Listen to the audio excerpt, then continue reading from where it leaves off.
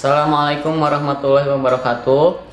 Alhamdulillahirobbilalamin. Allahumma sholli ala sayyidina Muhammad wa ala alihi washabihi ajmain. Asyhadu an la ilaha illallah wa asyhadu anna Muhammadar Rasulullah.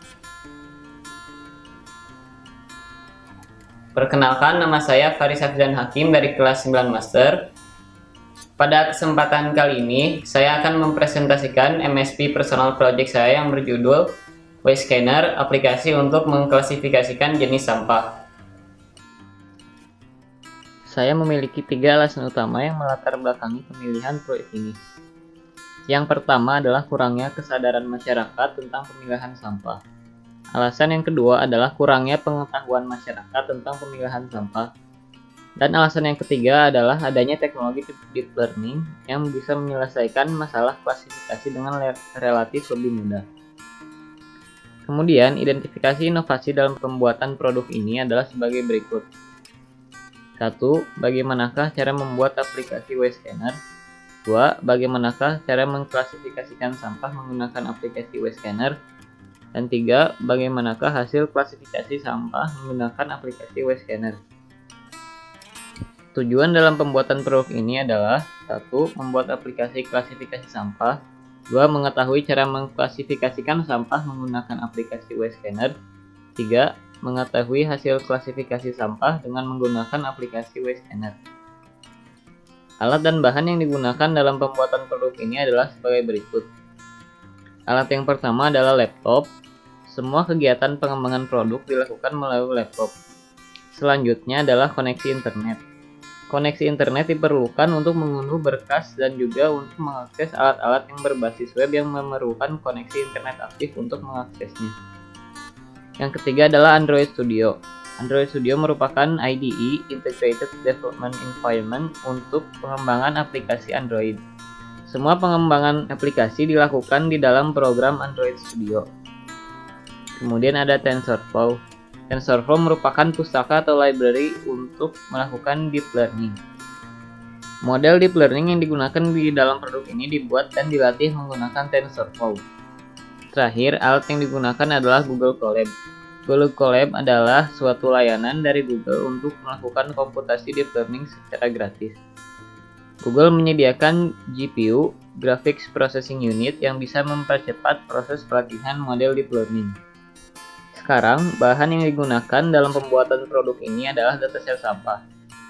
Dataset sampah ini terdiri dari dataset sampah organik dan anorganik.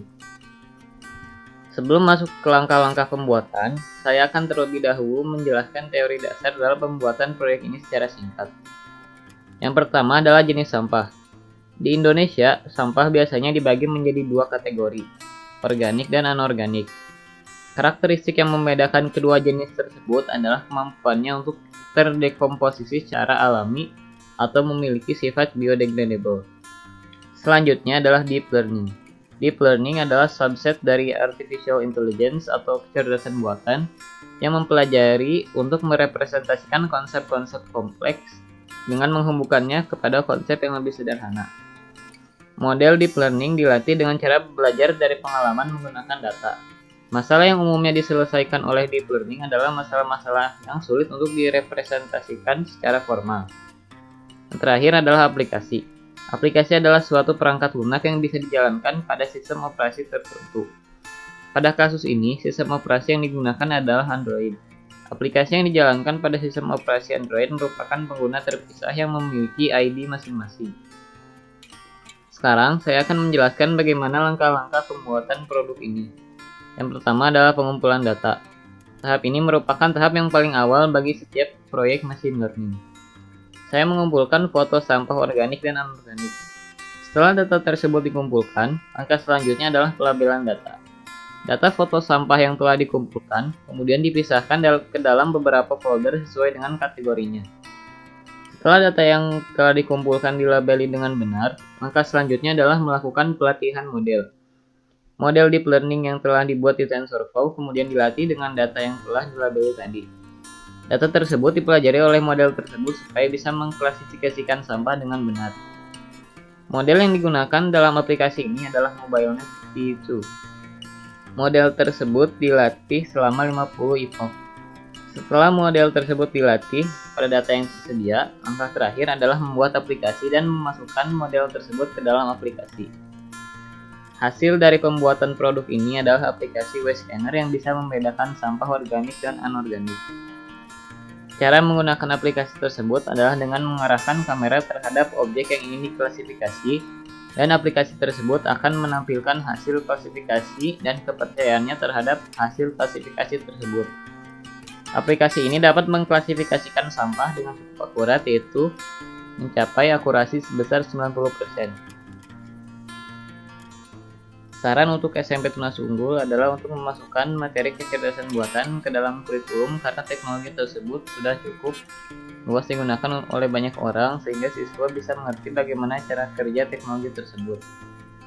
Pada masyarakat umum, saya menyarankan untuk membuang sampah pada tempat yang telah disediakan.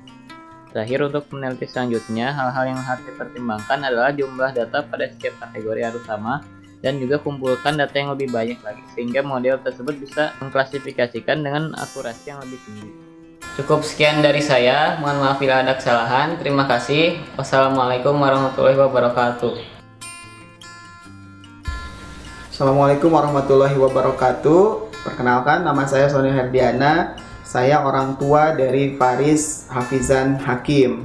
Nah, dalam kesempatan ini saya mau menyampaikan beberapa komentar atas tugas yang diberikan kepada Faris terkait tugas akhirnya membuat produk yang disebut dengan artificial intelligence, ya, artificial intelligence untuk memilah sampah.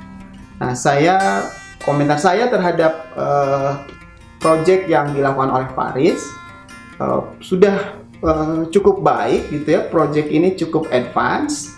Faris bisa mendemonstrasikan bagaimana caranya membuat atau meneliti untuk membuat sebuah produk, mulai dari latar belakang, perumusan masalah, lalu kemudian langkah-langkah yang dilakukan, sampai kemudian melakukan analisis dan berhasil membuat produk tersebut.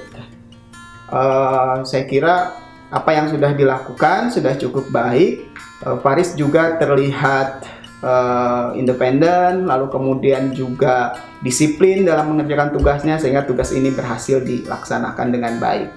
Namun demikian, memang masih ada beberapa hal yang perlu peningkatan atau perlu penguatan lagi gitu ya. Misalkan dalam masalah tata bahasa gitu, kadang masih ada yang terasa agak melompat gitu ya idenya gitu, antara satu paragraf dengan paragraf yang lain.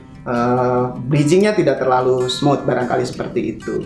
Lalu kemudian hal lain yang juga harus diperbaiki barangkali adalah bagaimana mengambil kesimpulan lalu memberikan rekomendasi. Nah, kalau saya melihat rekomendasinya belum fokus kepada bagaimana dari tujuan ini untuk menghasilkan produk, lalu rekomendasinya adalah produk ini akan diapakan, siapa yang bisa membantu kemudian, siapa yang bisa menggunakan, bagaimana meningkatkan kemampuan produk itu. Nah, itu belum fokus ke situ. Saya kira itu memang butuh jam terbang, butuh waktu untuk terus belajar. Tapi sampai tahap ini saya merasa apa yang sudah dilakukan oleh Faris atas tugasnya ini sudah sangat baik. Terima kasih Bapak Ibu Guru yang sudah membimbing Faris untuk menyusun tugas ini. Demikian barangkali komentar dari saya. Terima kasih. Assalamualaikum warahmatullahi wabarakatuh.